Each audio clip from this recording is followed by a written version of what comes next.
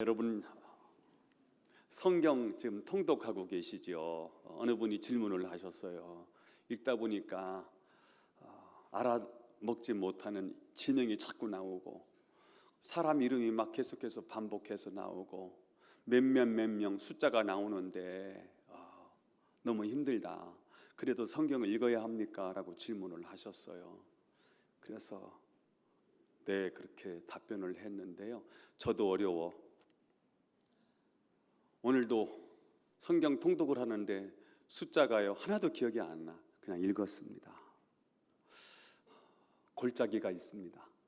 성경을 읽으면서 성경의 골짜기도 있고요, 기도하면서 기도의 골짜기도 있더라고요. 설교도 골짜기가 있는 것 같습니다.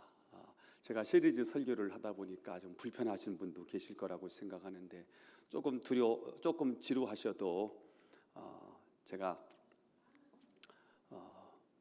10가지 재앙은 처음 한번 해보는 거거든요. 지금까지 제가 목회하면서 10가지 재앙은 처음 해봐요. 근데 저에게 주시는 은혜는 또 새록새록 있습니다. 골짜기라고 생각하시고 잘 통과하셔서 시간 여러분에게 좀 은혜가 되었으면 좋겠고, 저도 최선을 다해서 일주일 동안 묵상할 테니까요, 조금 불편하셔도 조금 참아주시고 10가지 재앙으로 끝내겠습니다. 그리고 그때 주시는 하나님의 말씀을 한번 나누어 보려고 해요.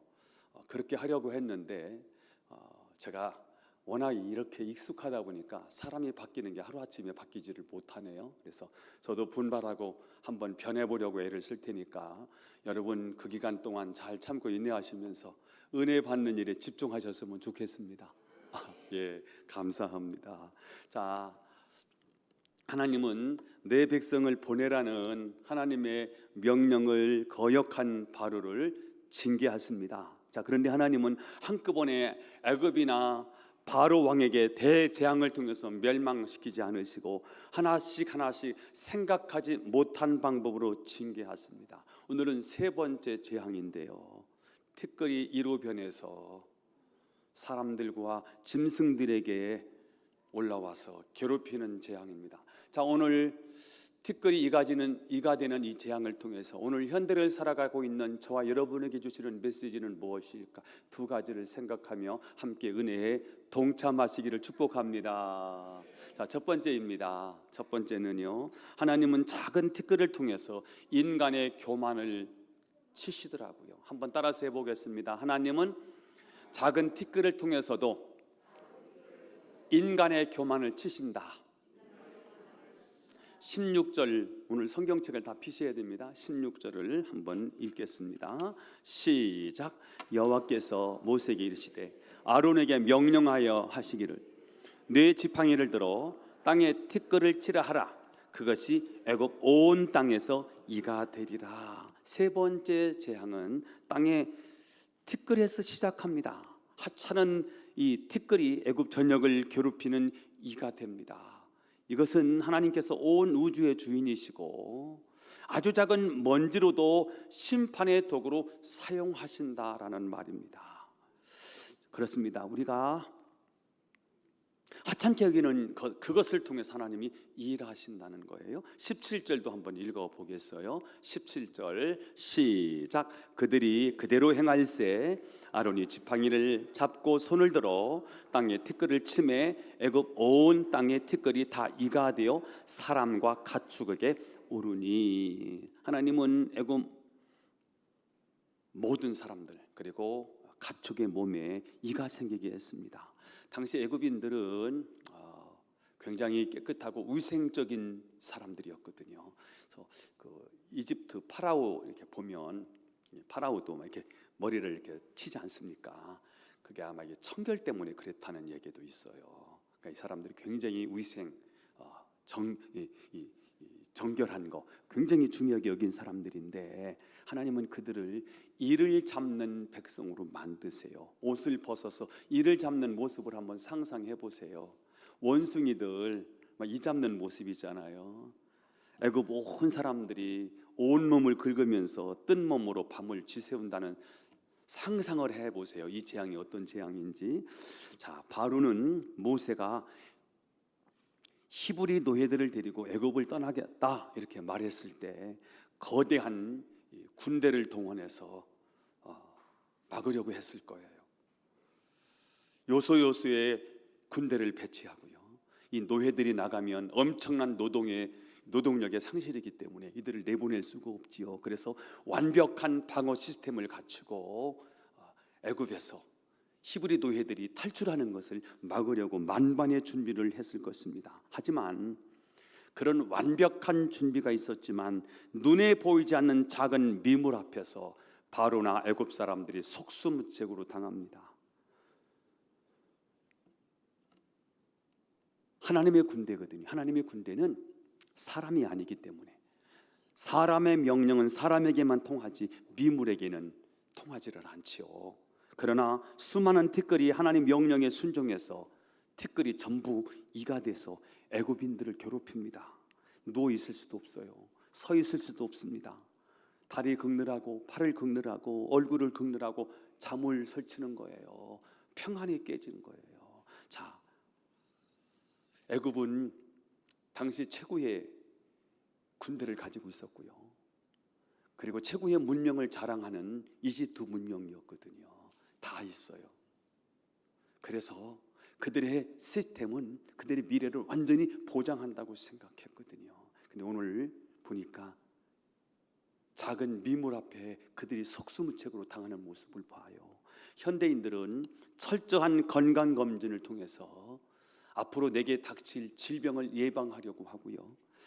보험이나 저축을 통해서 미래의 안전성을 확보하려고 합니다. 하지만 하나님은 우리가 전혀 예상하지 못한 아주 작은 일, 이를테면 갑작스럽게 감기가 왔는데 이 감기도 무섭더라고요. 감기로 시작했는데 큰 병을 가져오기도 하고요. 또 컴퓨터의 작은 오류, 그것 때문에 엄청난 손실을 가져오기도 하고요.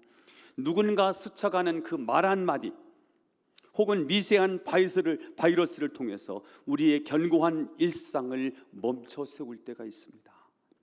이것은 우리를 괴롭히려고 하는 의도가 아니고요. 너의 삶을 지탱하는 것은 너의 능력이나 내가 쌓아놓은 경험이나 너의 스펙이 아니라 이거 오직 하나님의 은혜다라는 사실을 깨닫게 하시려고 하는 하나님의 제스처, 하나님의 사랑의 손길이라는 사실이지요. 우리는 원래 하나님 앞에서 흙으로 지음받은 존재예요. 우리는 티끌로, 우리의 재료가 티끌입니다. 자, 우리가 스스로 높아지려고 할 때 세상의 티끌은 우리를 찌르는 고통이 돼요. 그러나 우리가 스스로 낮아서서 나는 하나님 앞에 티끌에 불과하다라는 마음으로 겸손히 엎드릴 때 하나님은 우리를 안아주시고 가장 존귀한 자리로 우리를 높여주실 줄로 믿습니다. 옛날에는요, 하나님을 두려워하는 왕들은 죄를 지게 되면, 그리고 나라가 어렵지 않습니까? 그러면 기꺼이 보좌에 내려와서 티끌에 앉아서 때로는 티끌을 뒤집어 쓰고요, 하나님 앞에 회개하고 통곡하고 하나님 앞에 용서를 구했던 왕들이 있어요. 그런 왕들은 다 회복돼요. 대표적인 사람이 다윗이지요. 그도 하나님 앞에 죄를 지은 죄가 있었지요. 그러니까 왕좌에서 내려와서, 보좌에서 내려와서 티끌을 뒤집어 쓰는 거예요. 그리고 하나님 앞에 잘못을 구했을 때 하나님께서 그를 회복시키시고 축복해 주시지 않습니까? 하나님이 바로를 티끌로 치신 것은 그 티끌에 앉아서 창조주 하나님 앞에 복종하도록 하기 위해서였습니다. 물론 하나님이 바로의 마음을 강팍하게 하셨다고 하지만 그렇다고 해서 바로가 전혀 회개할 수 있는 길이 없느냐, 회개할 수 없느냐, 그렇지 않아요. 얼마든지 그도 하나님 앞에 돌아와서 회개할 수 있었습니다. 만약 하나님께 나와서 회개했다면 어떻게 되었을까요? 하나님 굉장히 기뻐해 주셨겠지요. 하지만 바로는 그 높은 보좌에, 그 왕좌에 계속 앉아서 고집을 부리다가 결국은 하나님으로부터 채찍을 맞고 백성들이 굉장히 어려움을 당하게 되는 이야기지요. 저는 여러분이 내 작은 영역까지도 하나님이 통치하신다는 사실을 믿고 하나님 뜻대로 살게 되기를 예수님의 이름으로 축원합니다. 460장 가사가 이렇게 되어 있어요. 뜻없이 무릎 꿇는 그 복종 아니요, 운명에 맡겨 사는 그 생활 아니라 우리의 믿음 치솟아 독수리 날듯이 주 뜻 이루어지이다 외치며 사나니. 주 뜻이 이루어지이다 외치며 사는 삶, 저와 여러분의 삶인 줄로 믿습니다. 두 번째, 내 한계점은 하나님의 손가락을 경험하는 시작점입니다. 한번 따라서겠습니다. 내 힘의 한계점은 하나님의 손가락을 경험하는 시작점이다.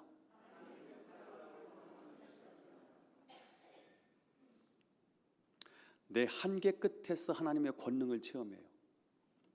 18절에 나와 있어요. 읽어보겠습니다. 18절 시작. 요술사들도 자기 요술로 그같이 행하여 이를 생기게 하려 하였으나 못하였고, 지금까지 애굽의 마술사들은 모세와 아론이 행하는 기적을 다 흉내냈습니다. 그들은 지팡이가 뱀이 되게 하는 것도 흉내냈고요, 물이 피가 되는 이것도 모방할 수 있었고요, 심지어 개구리가 물에서 나오는 것도 다 흉내를 냈습니다. 자, 그들은 모세의 기적을 모방해서 하나님의 능력을 깎아내립니다. 폐하, 이거 우리도 할 수 있습니다. 이거 과거로 얼마든지 할 수 있는 일입니다. 그래서 하나님이 하신 일을, 모세가 하나님의 능력으로 행한 일을 다 깎아내리는 거예요. 그거 우리도 할 수 있어요. 그래서 바로로 하여금 더 완고하게 만들어요. 그게 바로 지식인들이 했던 일이거든요. 이거 우리 다 할 수 있습니다. 하나님 빌릴 필요 없어요. 교회 가지 않아도 돼. 이거 다 우리도 할 수 있습니다. 이러면서 바로를 계속해서 고집센 바로를 만들어 놓는 거지요. 하지만 세 번째 재앙 앞에서는 그 지식인들이요, 요술사들이요, 최고의 석학 박사들이요 멈춥니다. 못하니까요. 지금까지는 스스로 흉내를 낼 수 있었지만 이제는 흉내를 낼 수가 없었습니다. 오늘날도 현대 과학이 다 할 수 있을 것 같습니다. 인공지능이, AI가 요즘 글도 써주고요, AI가 요즘 그림도 그려주고요, 그리고 최첨단 의학의 생명을 연장하는 그런 시대에 우리가 살고 있습니다. 하지만 현대 과학이 절대로 할 수 없는 영역이 있습니다. 그것은 망가진 우리의 영혼을 변화시키는 일. 이거는 현대 의학도 못하고, 이것은 현대 과학이 할 수가 없는 일이지요. 죄책감에 눌려있는 우리의 영혼에 참된 평화를 주는 일, 이건 과학이 할 수 있는 게 아니에요. 그리고 죽은 영혼에게 진짜 생명력을 불어넣는 일, 이런 일은 세상에 할 수 있는 일이 아니에요. 과학이나 세상의 박사들이, 석학들이 이건 할 수 있는 일이 아니에요. 이거는 유일하게 생명에 관한 일은 하나님의 영역인 거예요. 이건 누구도 흉내낼 수가 없는 거예요. 애굽 마술사들은 생명 영역은 자신의 힘으로 도저히 할 수 없는 무력감을 깨닫고 이렇게 고백을 합니다. 19절 상반절에 이렇게 되어 있어요. 요술사가 바로에게 말하되 이는 하나님의 권능이니이다 하였으나, 이는 하나님의 권능이니이다. 여기 하나님의 권능이라는 말은 원어로 하나님의 손가락이라는 뜻이거든요. 그래서 하나님의 손가락, finger of God, 하나님의 손가락이라는 거예요. 거대한 우주를 만드신 그 손가락이 애굽의 교만을 꺾으셨고요, 애굽 전역을 마비시키자 애굽의 요술사들은 이것은 바로 하나님이 하신 일이다 라고 고백하는 거예요. 애굽의 모든 지혜자들이 모세가 한 일, 바로가 지팡이를 던졌더니 이가 티끌이 이가 된 거예요.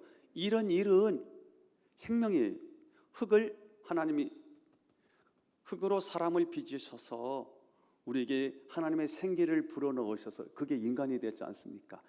우리 티끌이에요.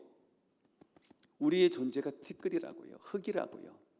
이걸 형체로 만들어서 하나님의 생기, 하나님의 호흡, 하나님의 생명을 집어넣었더니 이게 사람이 된 거예요. 이건 누구의 영역이냐? 이건 하나님의 영역인 거예요. 그래서 오늘 당시 최고의 문명을 잘하는 애굽, 이 나라의 최고의 지혜자들이 이건 우리가 못합니다.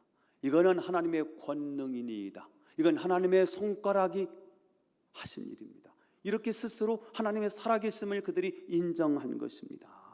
때때로 우리는 내 힘으로, 또 내 돈으로, 내 경험으로 모든 것을 해내려고 하다가 철저한 한계에 부딪힐 때가 있습니다. 열심히 하면 될 것 같아서 조금 더 했는데요, 그만 육체가 무너져서 번아웃이 와. 어떤 때는 열심히 했는데, 페달만 열심히 밟았는데 전혀 진도가 안 나갈 때가 있어요. 무력감이 찾아와. 이때 동일하게 찾아오는 게 뭐예요? 우울감이 찾아오기 시작하지요. 무너지는 거지요. 그리고는 자녀들이 내 생각대로 잘 안 돼. 부부간에 갈등이 찾아와.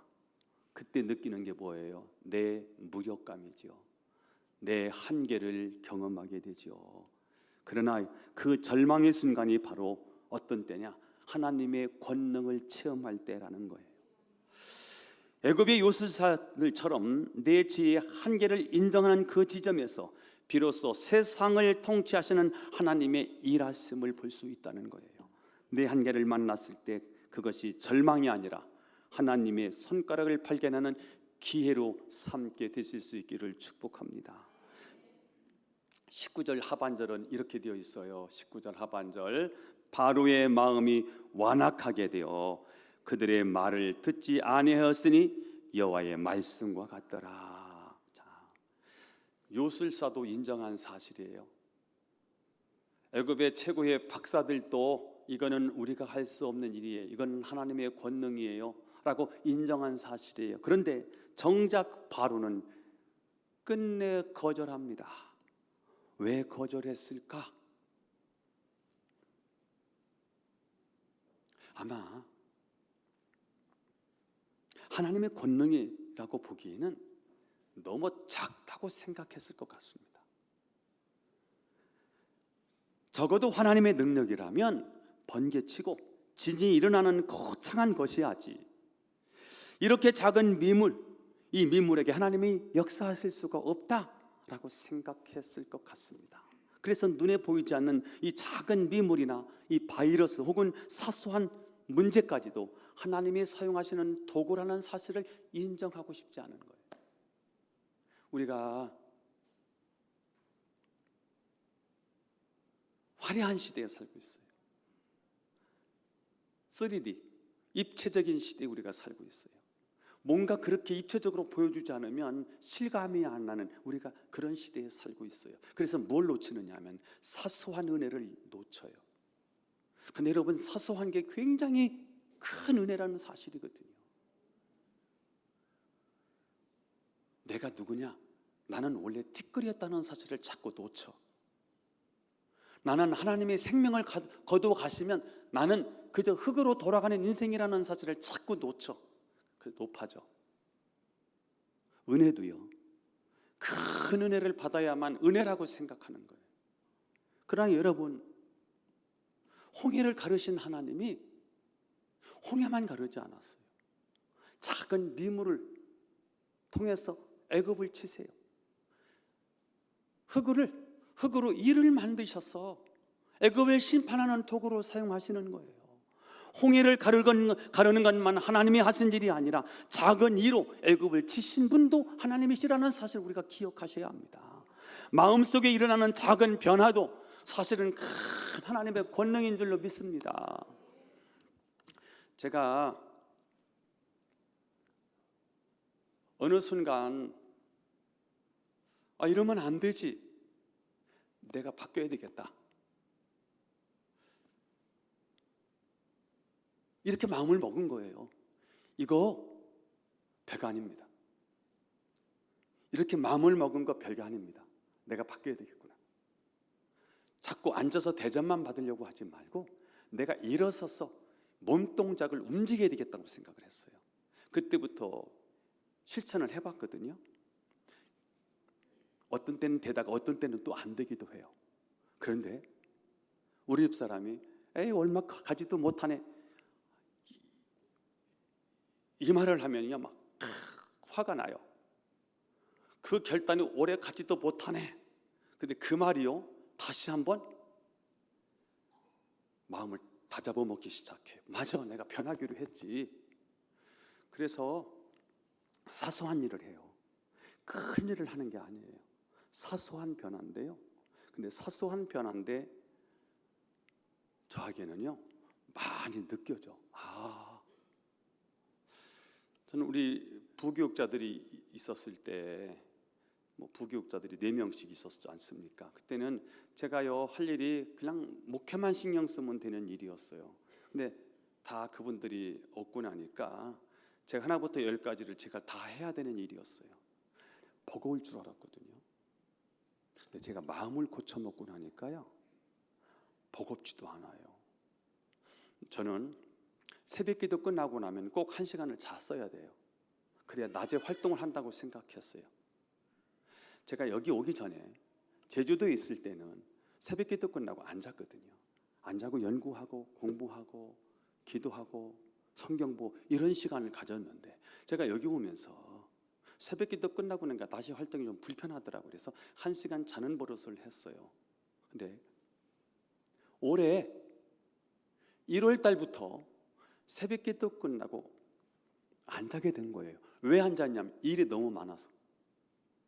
내가 해야 될 일이 너무 많아 생긴 거예요. 왜냐하면 송재영 목사님이 있다가 이제 사임을 하고 나니까 일이 굉장히 많아진 거예요. 그분이 해야 되는 일을 제가 다 해야 되는 거예요. 그래서 새벽에 안 자게 된 거예요. 근데 하루 2주 3주 이렇게 안 자 버릇하다 보니까 지금까지 안 잔 거예요. 그러니까 시간이 다 4시간이 되는 거더라고요. 그러면서 작은 변화입니다. 사역자들 4명이 있어도요 마당에 쓰레기가 있으면 줍는 사람이 없어. 제가 우리 김종섭 장로님한테 어저께 전화해서 전화님 요즘 제가 마당 다 쓸어요. 여기 벚꽃이 폈는데 벚꽃이 열매가 안 맺어요. 그러니까 이 꽃이 그냥 다 떨어집니다. 그럼 이렇게 쌓입니다. 차를 제 차를 못 대는 거예요. 다 떨어져서. 근데 이것을 하루에 2번씩 쓸게 돼요.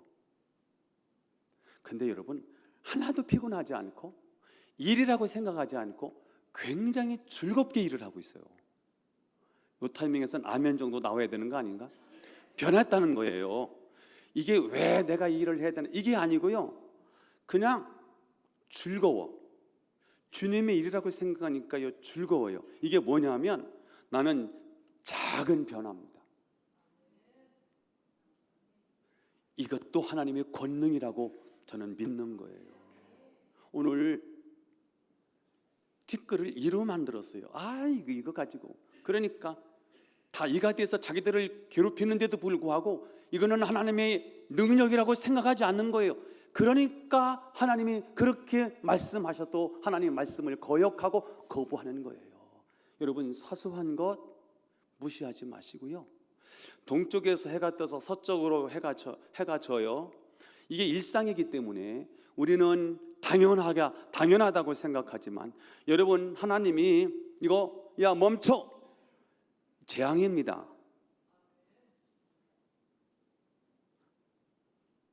이게 당연한 게 아니라 하나님이 운행하고 계시다니까요. 하나님의 권능이 지금 움직이고 있는 거예요. 사소한 거지만 사소한 일을 누가 하고 계시느냐? 하나님이 하고 계시다는 사실이에요. 여러분 내 상황이 더 나빠지지 않고 유지되는 거 이것도 하나님의 권능인 줄 믿게 되기를 바라요. 아무 일 없이 오늘 탈 없이 내 가족을 만나는 일 여러분 이게 당연하다고 생각하지요? 한번 당해보세요. 그게 당연한 일인가? 이것도 하나님의 권능인 줄 믿습니다. 내 마음에 아주 작은 감사가 회복되는 거 그것도 여러분 하나님의 권능인 줄 믿습니다. 제가 어제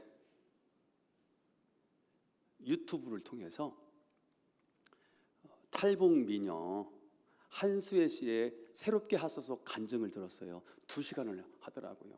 근데 그분의 탈북 이야기는 진짜 한 편의 영화입니다. 캄보디아에서 식당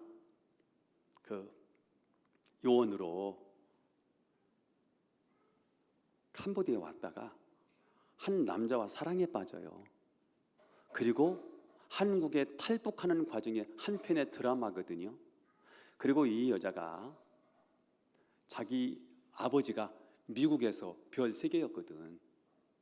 그래서 자기 부모에게 해를 주지 않으려고 4년 동안 외출을 삼가했어요.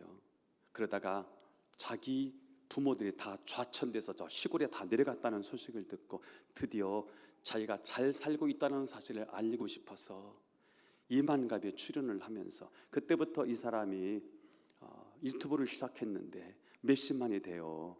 연예인급이 됐어요. 말도 참 재미있게 잘하는데, 근데 이분이 막 이렇게 올라가요. 근데 제가 그분의 팬이 됐어요. 그렇다고 뭐 구독하고 한 건 아니지만, 그분이 예수를 믿는다는 얘기를 듣고요, 관심이 있었거든요.